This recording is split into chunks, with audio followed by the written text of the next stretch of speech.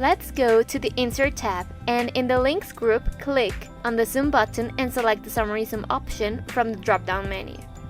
Let's check mark slide 2, 5, 7, 10, 12, 15, 16, and 19. And click Insert. Great. PowerPoint created a new section before each slide that we chose. This summary slide has a live preview of the first slide of each section. For example, let's go to this slide, which is slide 16, and change the green circle to red. And now let's return to our summary slide, and it's updated.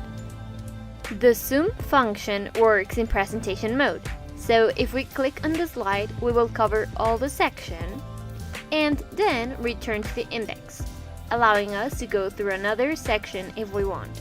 Now let's suppose that we already have sections in our document like the ones we have now. If that's the case, we can create a section zoom. Let's see what that's about.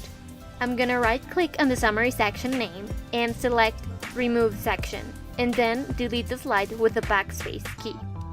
Now let's go to slide 1, and in the Insert tab, in the Links group, click on the Zoom button and select the Section Zoom option.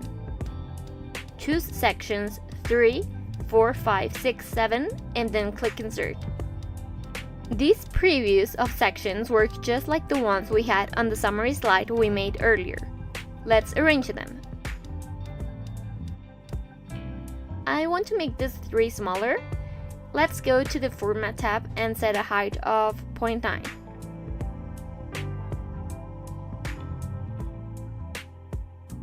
Great. For the other previews, I'm going to use Slide Zoom.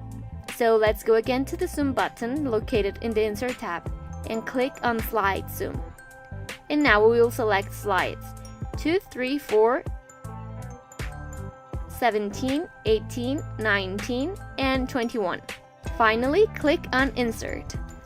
Awesome. Now I'm going to arrange them, setting a height again of 0.9, and for each slide, I will check mark the Return to Zoom option.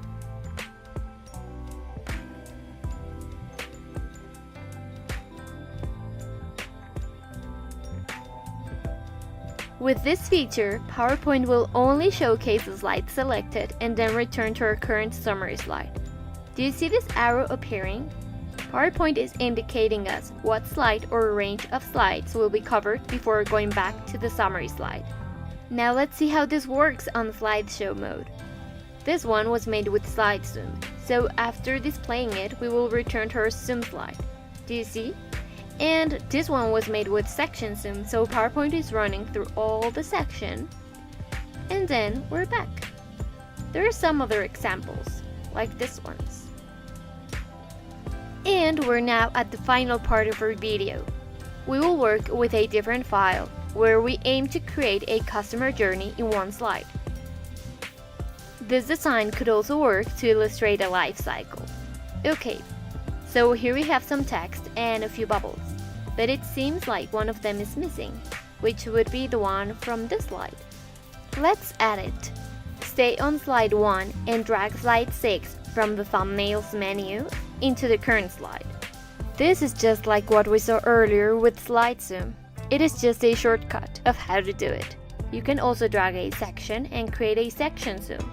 It's always good to know shortcuts. Okay, moving on. I'm going to decrease the height a little. Do you see that the background of slide 6 appears here, not letting us see the arrows underneath? Well, to solve that, let's right-click on it and select the Zoom Background option. Now, all the background of the preview disappeared. This will allow us to only see the background of the current slide and only display the elements on the previewed slide. It's time to do some magic with slide 6. We are going to hide the elements, so the only thing visible will be the rose bubble. Let's go there and draw a circle big enough to cover the tracker.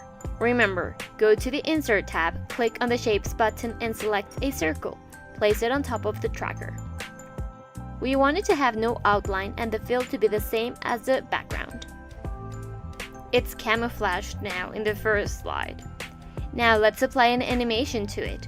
Select the circle, and in the Animation tab, let's open the Animation pane and then click on the Animation drop-down menu.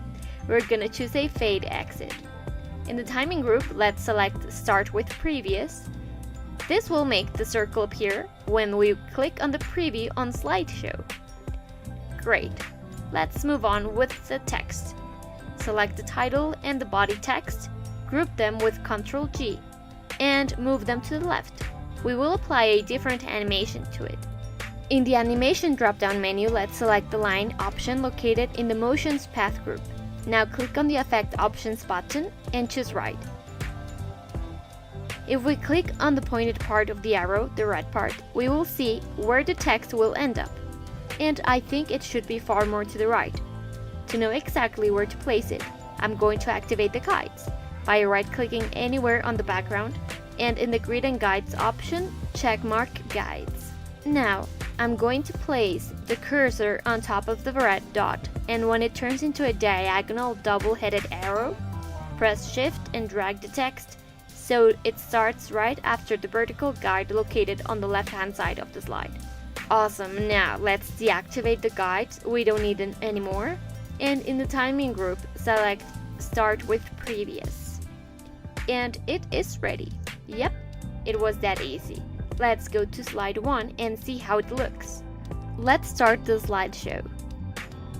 Here's our cycle. The information of each bubble is now being displayed. PowerPoint will follow the order of the original slides.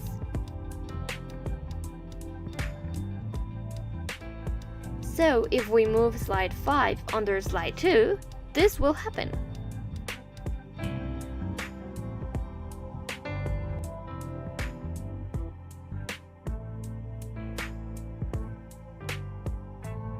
I hope you enjoyed learning about the zoom function.